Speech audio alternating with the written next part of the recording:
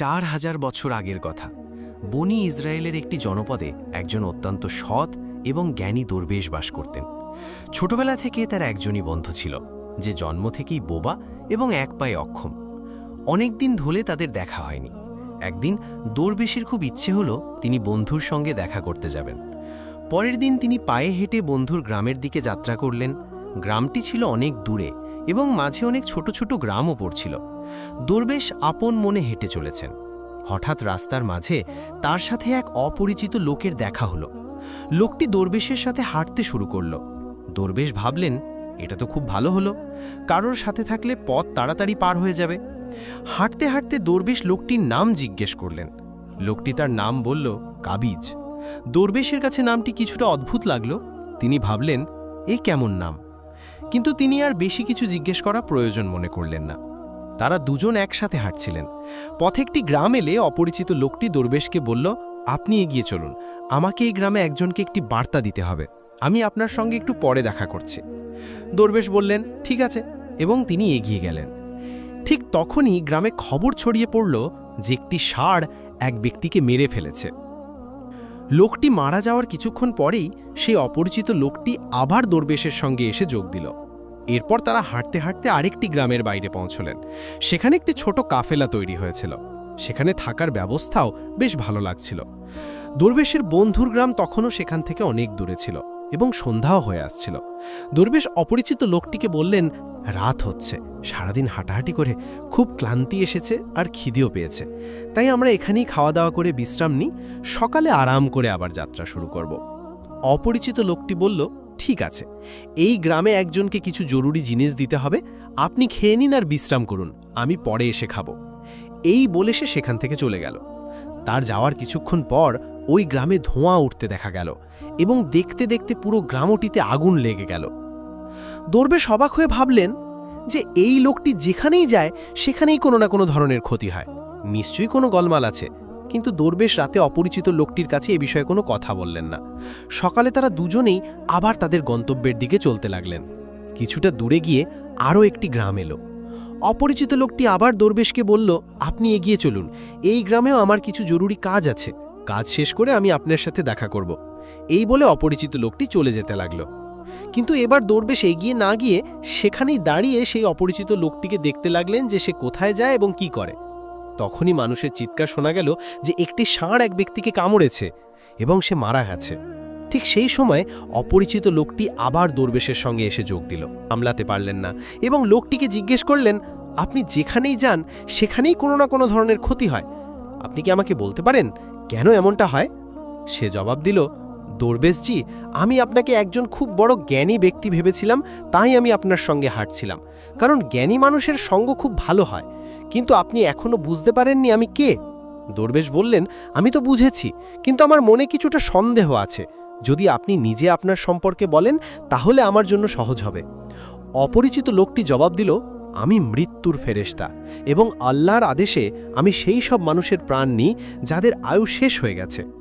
দরবেশের মনে আগে থেকেই সন্দেহ ছিল, তবুও মৃত্যুর ফেরেশতার মুখ থেকে এই কথা শুনে তিনি ভয় পেয়ে গেলেন। তবুও সাহস করে জিজ্ঞেস করলেন, যদি সত্যি আপনি মৃত্যুর ফেরেশতা হন তাহলে বলুন, পরের মৃত্যু কার? মৃত্যুর ফেরেশতা বললেন, পরের মৃত্যু তোমার সেই বন্ধুর যার সাথে তুমি দেখা করতে যাচ্ছ, এবং তার মৃত্যুর কারণ হবেন আপনি নিজেই। এই কথা শুনে দরবেশ ভয় পেয়ে গেলেন এবং চিন্তায় পড়ে গেলেন যে যদি ইনি সত্যি মৃত্যুর ফেরেশতা হন তাহলে তার কথাও সত্যি হবে, আর তার কারণে তার ছোটবেলার সবচেয়ে কাছের বন্ধুর মৃত্যু হবে। তাই এর চেয়ে ভালো হবে যে তিনি তার বন্ধুর সঙ্গে দেখা করতে না যান, অন্ততপক্ষে তিনি তার মৃত্যুর কারণ হবেন না। মৃত্যুর ফেরেশতা বললেন, আপনি যা ভাবছেন আমি জানি, কিন্তু আপনার বন্ধুর সঙ্গে দেখা না করলে ভাগ্য বদলাবে না। আপনার বন্ধুর মৃত্যু নিশ্চিত এবং তা আগামী কয়েক মুহূর্তের মধ্যেই হবে। মৃত্যুর ফেরেশতার এমন কথা শুনে দরবেশ হতবাক হয়ে গেলেন যে মৃত্যুর ফেরেশতা তার মনের কথাও জেনে গেছেন, যেটা একজন সাধারণ মানুষের পক্ষে সম্ভব নয়।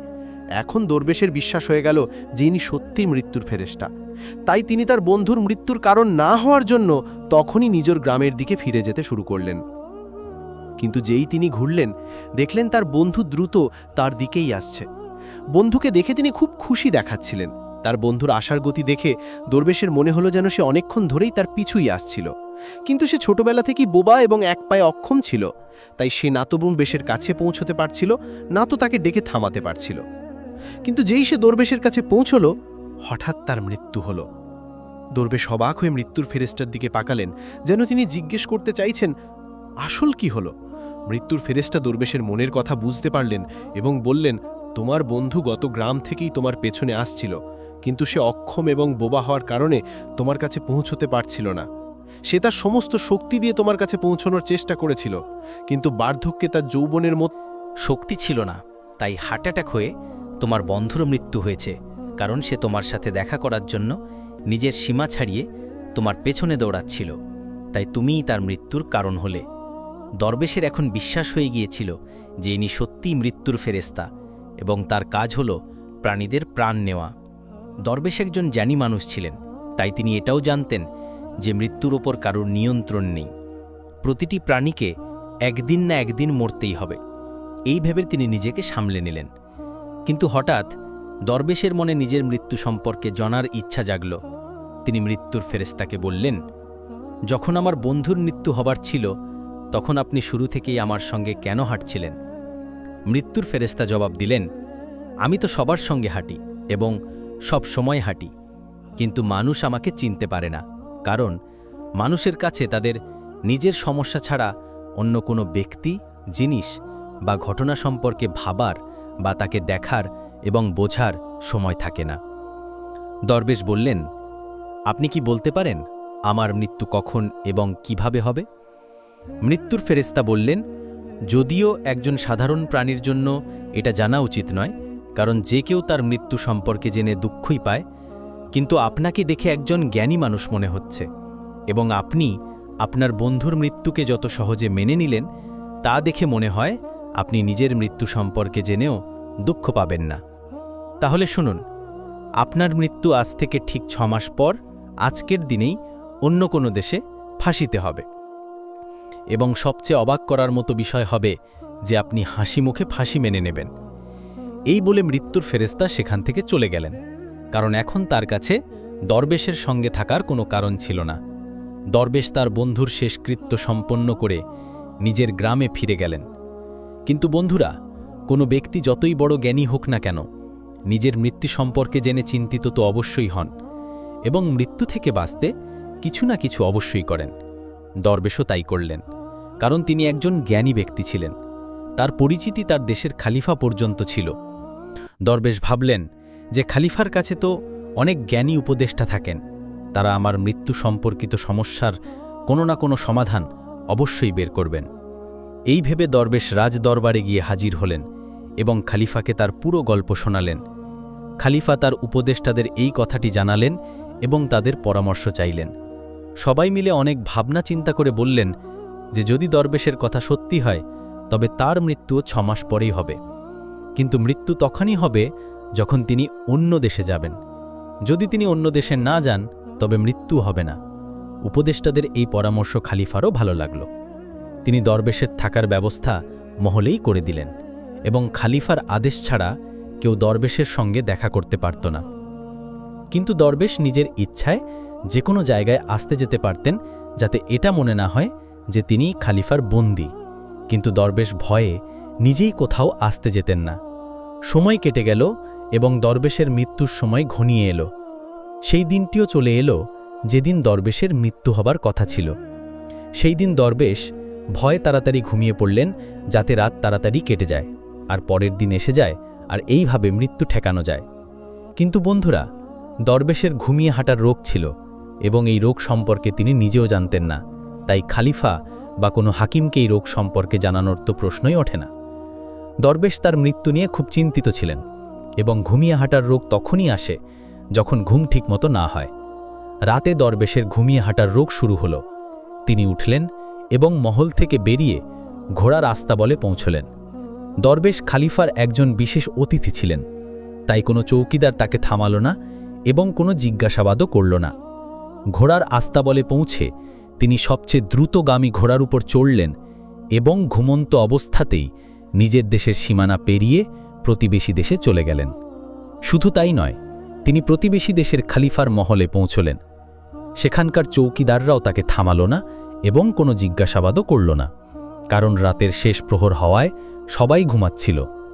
দরবেশ সোজা কোষাগার ঘরে পৌঁছলেন এবং সেখানে গিয়ে শুয়ে পড়লেন। সকালে কোষাগারের রক্ষক দরবেশকে কোষাগার ঘরে ঘুমন্ত অবস্থায় দেখতে পেলেন। এতে খলিফা খুব রেগে গেলেন এবং তিনি দরবেশকে গ্রেপ্তার করার আদেশ দিলেন। খলিফা দরবেশকে রাজদরবারে হাজির করার আদেশ দিলেন। যখন দরবেশকে দরবারে আনা হলো, খলিফা তাকে দেখেই রাগে ফাঁসি সাজা শুনিয়ে দিলেন এবং বলতে লাগলেন যে যদি তুমি চুরি করতে সফল হতে তাহলে আমাদের ছোট রাজ্যের মানুষরা না খেয়ে মারা যেত, তাই হাত কাটার পরিবর্তে ফাঁসির সাজা দেওয়া হচ্ছে, যাতে ভবিষ্যতে কেউ এমন কাজ করার আগে হাজারবার ভাবে। ফাঁসির সাজা শুনে দরবেশ কেঁপে উঠলেন। তবুও কিছুটা সাহস করে তিনি খলিফাকে বললেন, জনাবে আলী, আমি জানি না যে আমি কিভাবে আপনার মহলে পৌঁছলাম, আমি এটাও জানি না যে আমি কিভাবে আপনার কোষাগার ঘরে এলাম। আমি কোনো চোর নই, কোনো চৌকিদার আমাকে কেন থামালো না, কিন্তু আমি এতটুকু জানি যে আজ আমার মৃত্যু হওয়ার কথা ছিল এবং এখন হচ্ছে। খলিফার কাছে এই কথাটি কিছুটা অদ্ভুত লাগল। তিনি জিজ্ঞাসা করলেন, তুমি কিভাবে জানলে যে আজ তোমার মৃত্যু হবার কথা ছিল? তুমি কি বলতে চাইছ? দরবেশ গত 6 মাসের পুরো গল্প শোনালেন এবং বললেন যে হুজুর, আমার বা কোনো সাধারণ মানুষের এত সাহস নেই যে সে খলিফার দরবারে এবং খলিফার উপস্থিতিতে চুরি করতে পারে। খলিফার কাছে দরবেশের কথায় কিছুটা সত্যতা দেখা গেল, কিন্তু তিনি ভাবলেন যে হয়তো এটা তিনি নিজের মৃত্যু থেকে বাঁচতে মৃত্যুর ফেরেশতা এবং নিজের মৃত্যুর ভবিষ্যৎবাণীর অজুহাত দেখাচ্ছেন। খলিফা বললেন যে যদি তোমার এই কথা সত্যি হয় এবং আজ তোমার মৃত্যুর দিন হয় যেমনটা মৃত্যুর ফেরেশতা বলেছিল, তাহলে আমি তোমার মৃত্যুর কারণ হব না, কিন্তু যদি এই কথা মিথ্যে হয় তাহলে আজ অবশ্যই তোমার মৃত্যুর দিন হবে। তিনি তখনই সিপাহীদের হাতে একটি চিঠি প্রতিবেশী দেশের খলিফার কাছে পাঠালেন এবং দরবেশের কথার সত্যতার প্রমাণ চাইলেন। সন্ধে পর্যন্ত সিপাহীরা ফিরে এলো এবং জানালো যে দরবেশ যা বলছেন তা সম্পূর্ণ সত্যি। প্রতিবেশী দেশের খলিফা দরবেশের থাকার সম্পূর্ণ ব্যবস্থা তার মহলেই করেছিলেন। গত 6 মাস ধরে দরবেশ তার অতিথি ছিলেন। গতকাল খলিফা শেষবারের মতো দরবেশের সঙ্গে আরামের ঘরে দেখা করেছিলেন এবং এরপরে তিনি এই দেশে কিভাবে পৌঁছলেন তার কোনো খবর নেই। তাই এই দেশের খলিফার মতে দরবেশকে ফাঁসি দেওয়া উচিত নয়। এখন খলিফার সামনে একটি নতুন সমস্যা সৃষ্টি হল। তিনি কোনো তদন্ত ছাড়াই দরবেশকে ফাঁসির সাজা শুনিয়ে দিয়েছিলেন। যদি দরবেশকে ফাঁসি না দেওয়া হয় তাহলে খলিফার কথার অপমান হয়, এবং যদি সাজা কার্যকর করা হয় তাহলে দরবেশের নির্দোষ মৃত্যু হবে। খলিফা তার উপদেষ্টাদের কাছে এই বিষয়ে পরামর্শ চাইলেন। উপদেষ্টারা বললেন, হুজুর, দরবেশকে কাঁচা সুতো দিয়ে ফাঁসি দিন। এইভাবে আপনার দেওয়া আদেশের সম্মানও রক্ষা হবে এবং কাঁচা সুতো দরবেশকে ফাঁসি দেবে না, তার জীবন বেঁচে যাবে। খলিফার এই পরামর্শটি ভালো লাগল। তিনি আদেশ দিলেন যে দরবেশের জন্য কাঁচা সুতোর ফাঁস তৈরি করা হোক। দরবেশকে ফাঁসি দেওয়ার প্রস্তুতি শুরু হল। সবাই খুশি হয়ে দেখছিলেন যে না তো দরবেশ মরবেন আর না তো খলিফার প্রতিশ্রুতি মিথ্যা হবে। দরবেশেরও বিশ্বাস ছিল যে কাঁচা সুতোয় তার মৃত্যু হতে পারে না, তাই তিনি হাসি মুখে ফাঁসির মঞ্চে চড়তে রাজি ছিলেন, যেমনটা মৃত্যুর ফেরেশতা বলেছিলেন। কিন্তু যেই দরবেশকে ফাঁসি দেওয়া হলো, কাঁচা সুতোটি ছিঁড়ে গেল। কিন্তু ছিঁড়ে যাওয়ার আগে সে তার কাজ করে দিয়েছিল। দরবেশের গলার হগ কাঁচা সুতোয় কেটে গিয়েছিল। দরবেশ মাটিতে পড়লেন এবং ছটপট করতে লাগলেন। প্রতিটি শ্বাসের সাথে তার গলা থেকে রক্তের ফোয়ারা বের হচ্ছিল। দেখতে দেখতে দরবেশের শরীর পুরোপুরি নিশ্চল হয়ে গেল। সবাই অবাক ছিল যে এত দুর্বল একটি সুতো কিভাবে কারোর মৃত্যুর কারণ হতে পারে। কিন্তু ঘটনাটি ঘটে গেছে। ভাগ্য তার কাজ করে দিয়েছে। যা হওয়ার থাকে তা হয়েই থাকে। বন্ধুরা, এই গল্প থেকে আমরা এই শিক্ষা পাই যে আমরা যতই সতর্কতা অবলম্বন করি না কেন, যতই চেষ্টা করি না কেন, আমরা কখনো কোনো অবস্থাতেই ভাগ্যের লেখাকে মুছে দিতে পারি না।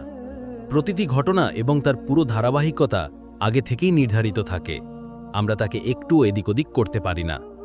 এই কারণেই ঈশ্বর আমাদের ভবিষ্যৎ জানার শক্তি দেননি, যাতে আমরা আমাদের জীবনকে আরও ভালোভাবে যাপন করতে পারি।